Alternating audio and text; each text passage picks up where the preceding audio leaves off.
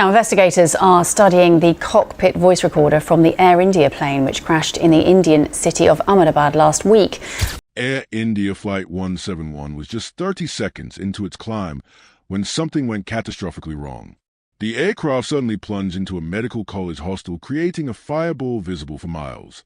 With 274 lives lost and only one miraculous survivor, this tragedy has shaken the aviation world to its core. Was it a deadly maintenance error?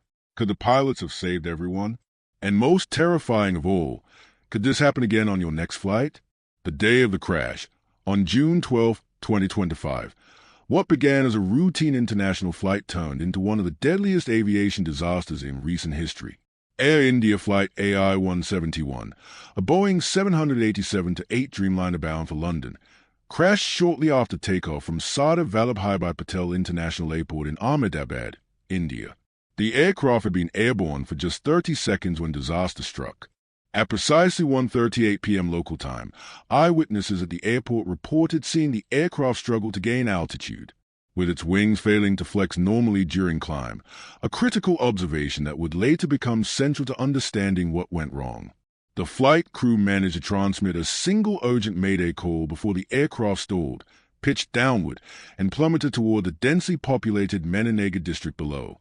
Within seconds, the massive jetliner crashed directly into a medical college hostel, creating a devastating fireball as aviation fuel ignited upon impact. The collision and subsequent fire destroyed both the aircraft and significant portions of the building, sending thick plumes of black smoke billowing into the sky, visible from miles away. Local residents described hearing a thunderous boom that shook nearby buildings, followed by smaller explosions as the fire spread. The impact was so violent that large sections of the aircraft disintegrated instantly, scattering debris across several city blocks. For the people on board and dozens more on the ground, what should have been an ordinary Thursday afternoon instead became a moment of unimaginable horror. The crash ultimately claimed 274 lives, everyone aboard the aircraft except for one miraculous survivor, plus 33 people who happened to be in the hostel building when disaster struck from above. As news of the crash spread across India and around the world, the scale of the tragedy began to sink in. This was not just another accident, but one of the worst aviation disasters in a decade. The aircraft and flight details. The aircraft involved in this tragedy was a 12-year-old Boeing 787-8 Dreamliner that had been part of Air India's fleet modernization program following the airline's privatization by the Tata Group in 2021. Prior to the Ahmedabad disaster, the 787 Dreamliner had maintained an impressive safety record since entering service in 2009, accumulating over 7 million flight hours across all operators without a single hull loss. This stellar history made the sudden catastrophic failure all the more shocking to aviation experts worldwide. The Dreamliner represented a revolution in aircraft design when first introduced, featuring numerous technological innovations that had made it a popular choice for airlines worldwide. Instead of traditional aluminum, much of its fuselage and wings were constructed from carbon fiber reinforced polymer, lightweight composite materials that allowed for better fuel efficiency and extended range. One of its most recognizable features was its flexible wings, which visibly bend during normal flight to absorb turbulence and provide a smoother ride for passengers. The aircraft was powered by GE Aerospace GEnx engines, known for their reliability and reduced environmental footprint compared to previous generations. For Air India, the Dreamliner fleet had been central to rebuilding its international reputation following years of financial struggles as a state-owned carrier. The airline had been working to position itself as a modern, reliable carrier capable of competing with premier international airlines. Flight AI-171 was operating its scheduled international service from Ahmedabad to London Heathrow, a route that had become increasingly important for Air India as it sought to rebuild its international presence. The flight was carrying 236 passengers and 5 crew members, consisting of 169 Indian nationals, 53 British citizens, 7 Portuguese nationals, and 1 Canadian citizen. Many were traveling for business, education, or to visit family abroad. The aircraft had undergone regular maintenance checks according to schedule, with nothing in its service history suggesting any potential problems before that fateful day. The timeline of events. The events leading to the disaster unfolded with terrifying speed, giving the flight crew virtually no time to respond effectively. At 1:25 p.m., Flight AI-171 completed its pre-flight checks with no anomalies reported. By 1:30 p.m., pushback from the gate began, and at 1:33 p.m., the flight received takeoff clearance for runway 28 at Sardar Vallabhbhai Patel International Airport. Everything appeared normal as the aircraft began its takeoff roll, accelerating down the runway as expected. Around 1:37:30 p.m., the aircraft rotated and lifted off, beginning what should have been a routine climb-out. Just 30 seconds later, at exactly 1:38 p.m., the flight crew transmitted their only Mayday call, a single urgent communication with no specific details. Within 15 seconds after this call, the aircraft began its fatal descent. By 1:38:45 p.m., less than a minute after the emergency declaration, the Boeing 787 had crashed into the Medical College Hostel. This extraordinarily compressed timeline represents one of the most rapid progressions from normal flight to catastrophe in commercial aviation history. For air traffic controllers watching their radar screens, the situation developed with shocking speed. Instead of seeing the expected climbing flight path, they watched as the transponder's altitude readings suddenly stopped increasing before disappearing entirely. The lack of extended communication following the initial Mayday call was particularly telling. In most emergency situations, crews typically have time to specify the nature of their problem and their intentions. The silence that followed suggested that the situation deteriorated so rapidly that the pilots were fully occupied with trying to save the aircraft, without even a moment to provide further detail. This absence of information would later complicate investigators' initial work as they tried to piece together what happened in those final critical seconds of flight. The entire sequence, from takeoff clearance to impact, spanned just over 5 minutes. But the actual emergency lasted less than a minute, hardly enough time for anyone to understand what was happening, let alone fix it.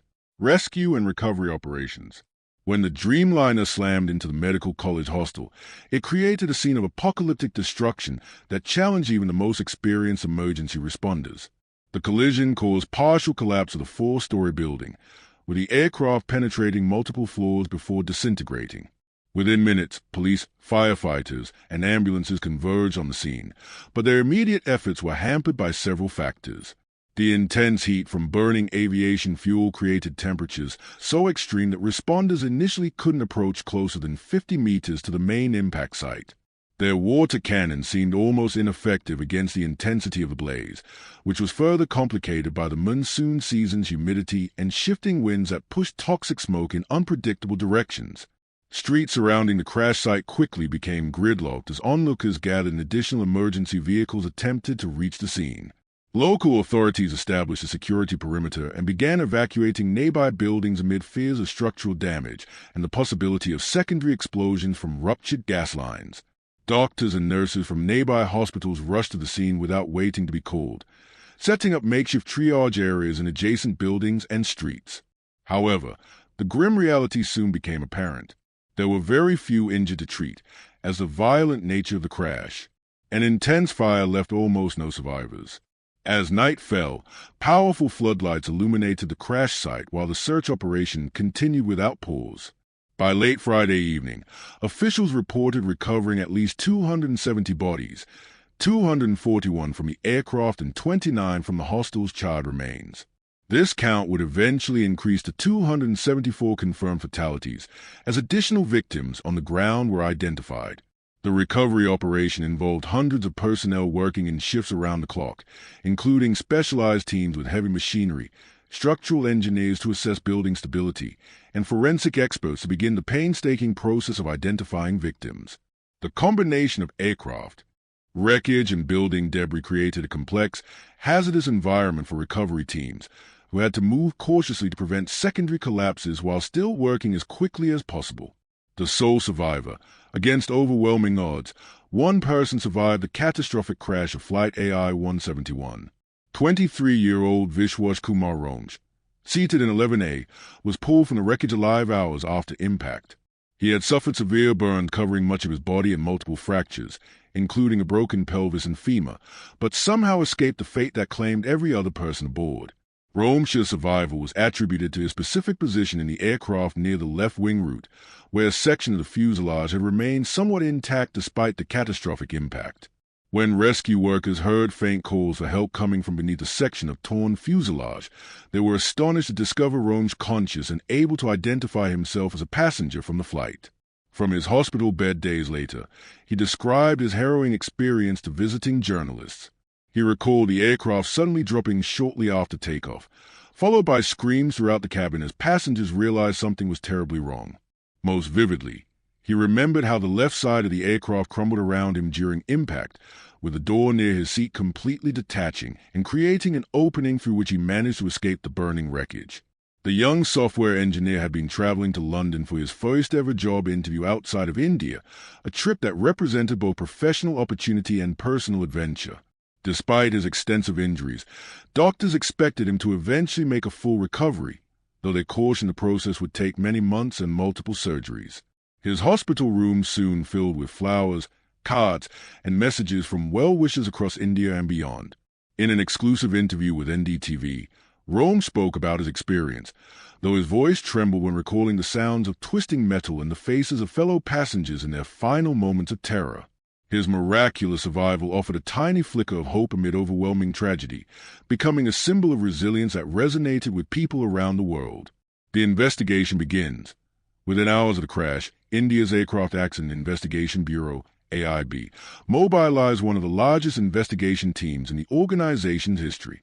Understanding the international dimensions of the disaster, they quickly invited specialists from the U.S. National Transportation Safety Board, NTSB, and the UK's Air Accidents Investigation Branch, AIB, to join the effort under provisions of the Chicago Convention that governs international aviation. This multinational approach brought together experts in flight recorder analysis, aircraft structures, power plant systems, human performance, and meteorology, pooling global expertise to uncover what went wrong. Their first priority was locating and securing the critical black boxes, the flight data recorder and cockpit voice recorder, that could provide essential insights into the aircraft's final moments. Despite the extensive destruction of the crash site, search teams located the first recorder in the wreckage southeast quadrant on June 13th, just one day after the crash. Hours later, they recovered the second recorder from beneath a collapsed beam near the hostel's rooftop. Both devices, though outwardly damaged, were carefully packed in protected containers and transported under security escort to specialized laboratories in New Delhi. Meanwhile, at the crash site, investigators established a grid system for documenting the debris field, photographing and cataloging each significant piece of wreckage before it was moved. This meticulous process would later help them reconstruct the sequence of structural failures and understand how the aircraft broke apart. They collected fluid samples from hydraulic systems and examined control surfaces for evidence of pre-impact damage or malfunction. Investigators interviewed dozens of eyewitnesses, including airport ground crew, air traffic controllers, and local residents who had observed the aircraft's final moments. Their accounts consistently highlighted the unusual appearance of the aircraft during its brief flight, particularly the lack of normal wing flexing that should have been visible during the climb phase. This observation quickly became a focal point for the technical investigation.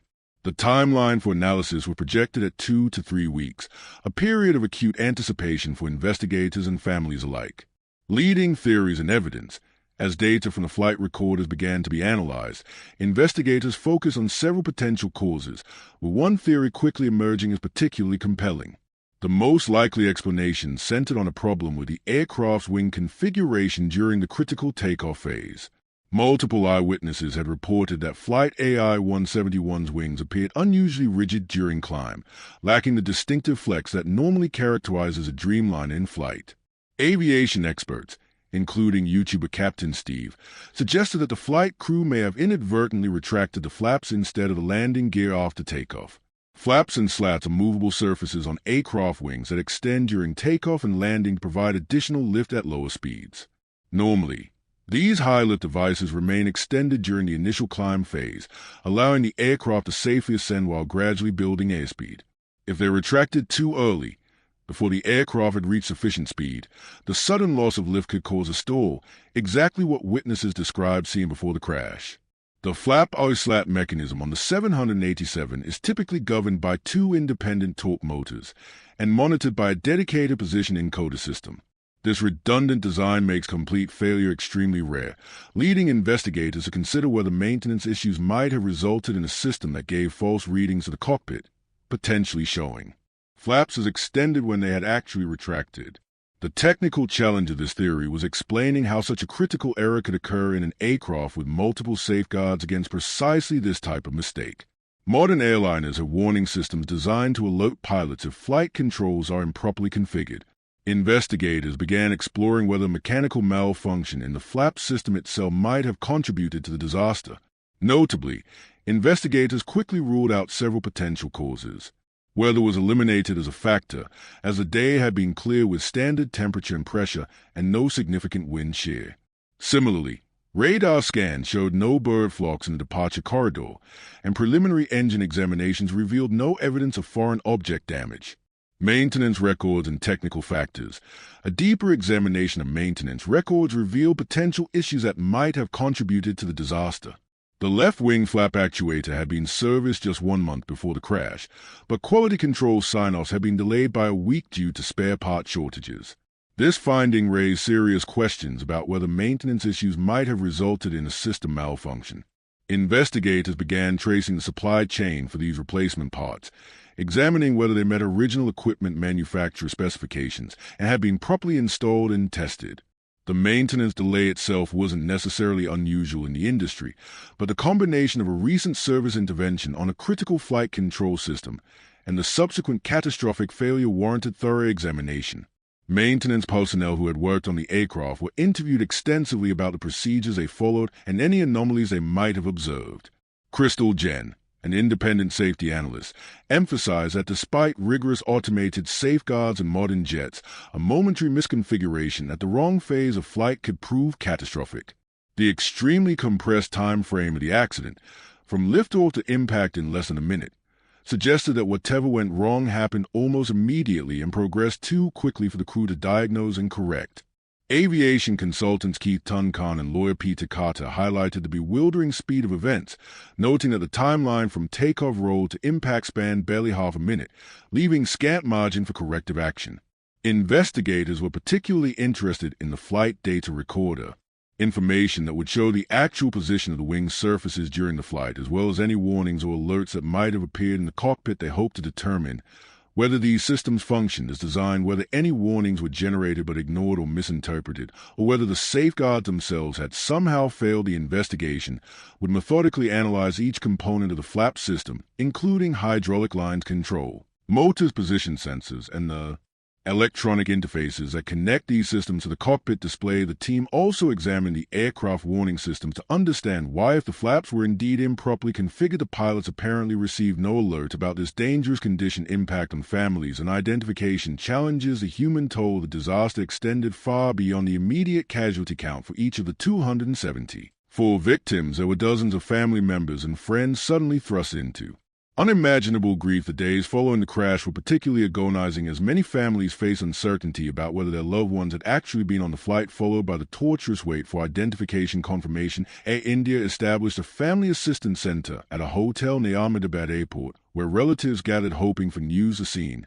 There was heart-wrenching, parents clutching photographs of adult children who had been traveling for education or work, spouses anxiously checking their phones for updates, young children not fully comprehending why everyone was crying. The identification process itself presented enormous challenges. Many victims were rendered unrecognizable by the severity of the crash, and resulting fire officials established DNA testing facilities that operated around the clock, working to match samples submitted by relatives with recovered remains, blood samples, dental records, and personal effect became crucial tools in the identification process. For many families, the wait for confirmation stretched on for days, adding to their trauma and grief. Cultural and religious considerations added further complexity, as many Indian traditions call for cremation within 24 hours of death, a timeline impossible to meet given the identification challenges. Religious leaders work with families to navigate these difficulties, offering modified ceremonies and special dispensations while respecting the scientific necessities of the Investigation social media became both a source of community support and a platform for expressing collective grief. Hashtags like Pray for Ahmedabad and #Justice4AI171 trended for days on Indian and British platforms, with users sharing memories of loved ones lost and calling for thorough investigations. These online communities provided a space where those affected could connect with others experiencing similar loss, transcending geographical boundaries. In Ahmedabad itself, makeshift memorials appeared almost immediately, city squares filled with flowers, candles, and photographs as residents came together to mourn not only the passengers but also the 33 people killed on the ground, medical students and staff who had been in the hostel when disaster struck from above. Corporate and regulatory response for Air India and the Tata Group. The crash represented not just a human tragedy but an existential business crisis requiring swift and decisive action. The airline's leadership team faced a delicate balance of expressing genuine compassion for victims while protecting the company's future. They quickly announced compensation of 1 crore rupees, approximately $120,000, for the families of each deceased passenger, alongside coverage of medical expenses for the sole survivor. This immediate financial response, while unable to address the emotional devastation, at least removed some practical burdens from grieving family. Behind the scenes, Air India executives coordinated with the Directorate General of Civil Aviation, pledging complete transparency and cooperation with the investigation. Meanwhile, India's aviation authorities implemented sweeping safety measures across the industry. The DGCA ordered immediate inspections of all 34 Boeing 787 Dreamliners in the Indian commercial fleet, focusing particularly on flap systems, electronic engine controls, and takeoff configuration parameters. Aviation Minister Ram Mohan Naidu emphasized that these extended surveillance measures were preventative rather than suggestive of any known fleet-wide issue. The Directorate General of Civil Aviation DGCA promised full transparency in its updates, releasing daily bulletins on debris distribution, fluid sample analyses, and cockpit simulation reconstructions for Boeing and GE Aerospace, the engine manufacturer. The crash created significant challenges. Both companies dispatched technical teams to Ahmedabad to assist with the investigation while simultaneously reviewing fleet-wide data from other 787 operators around the world, looking for any anomalies in flap system performance that might indicate a wider problem. Boeing stock futures plunged nearly 9% in the wake of the crash, reflecting investor concerns about potential design or manufacturing issues with the 787 Dreamliner. Though the aircraft had previously enjoyed an excellent safety record, memories of earlier problems with the 737 MAX heightened anxiety about possible systemic issues. Analysts warned that Air India's insurance premiums and passenger confidence would likely suffer while Boeing faced fresh scrutiny over the 787's flight control software and GE over its GNX engines. International reactions in support the crash of Flight AI-171 generated waves of sympathy and offers of assistance from governments worldwide. UK Prime Minister Rishi Sunak called it a day of profound sorrow and ordered flags on government buildings lowered to half-mast in honor of the 53 British citizens who lost their lives. He also dispatched a team from the British High Commission to aid local authorities with identification and repatriation of remains. The British royal family observed a moment of silence during the Trooping the Colour ceremony, with members wearing black armbands to honor the victims. This gesture, broadcast internationally, helped communicate the magnitude of the tragedy to a global audience. Canadian and Portuguese officials similarly expressed grief over their lost citizens, dispatching consular teams to assist families and participate in the investigation. International aviation organizations mobilized substantial resources to support the investigation and consider potential industry-wide implications. The International Civil Aviation Organization convened a special session to discuss the crash and potential safety lessons, while industry groups like the International Air Transport Association offered technical expertise and resources to Indian authorities. Foreign media coverage reflected the global impact of the disaster, with major news networks maintaining continuous coverage in the days following the crash. International news teams descended on Ahmedabad, broadcasting updates as a recovery and investigation progressed. This global spotlight increased pressure on investigators to provide timely updates while maintaining investigative integrity for the families of non-Indian victims. The international response provided both support and complications while appreciating the expressions of solidarity from a government's many face complex logistical and legal challenges navigating a disaster that occurred thousands of miles from home. Questions about jurisdiction for compensation claims and differences in liability laws across countries added additional complexity to an already overwhelming situation. Diplomatic staff found themselves serving as intermediaries between grieving families and the investigation team, translating not just language but also cultural approaches to disaster management and victim treatment. Historical Context in aviation safety. The crash of AI-71 marked India's deadliest aviation accident since the Chakki-Dadri mid-air collision in 1996, which claimed 349 lives when a Kazakhstan Airlines Illusion 76 collided with a Saudi Arabian Airlines Boeing 747 over northern India. The earlier disaster had led to significant reforms in air traffic control procedures and the mandatory installation of traffic collision avoidance systems in commercial aircraft operating in Indian airspace. Aviation experts drew comparisons between the Ahmedabad crash and the Ethiopian airline Flight 302 crash in 2019, which involved a Boeing 737 MAX. The accident was traced to flaws in the aircraft maneuvering characteristics augmentation system, resulting in worldwide groundings and a comprehensive redesign process. These comparisons raise uncomfortable questions about whether other modern aircraft might harbor hidden design vulnerabilities that could manifest in catastrophic ways. A disaster triggered extensive discussions within the aviation community about the balance between automation and human control in modern aircraft. While sophisticated computerized systems have generally improved safety, some experts worried that they might be eroding pilots' abilities to recognize and react when systems fail or provide misleading information. Flight instructor associations began advocating for increased manual flying practice, particularly during critical phases of takeoff and landing. For Indian aviation specifically, the disaster prompted questions about whether regulatory oversight had kept pace with the rapid expansion of commercial aviation in the country. Despite significant modernization in recent years, questions emerged about whether safety culture had been sufficiently prioritized across all levels of the industry. Many call for a renewed commitment to safety as the foundation of further growth, arguing that only through consistent, rigorous oversight could public confidence be maintained. Looking ahead, the investigative committee aimed to issue its interim report within 6 weeks, recommending immediate safety directives based on flight data recorder analyses and preliminary assessments of fractured components. The disaster's lessons would likely shape regulations, design philosophies, and training doctrines for years to come, with safety advocates hoping that the tragedy would catalyze enduring improvements across global aviation. Thanks for watching another episode.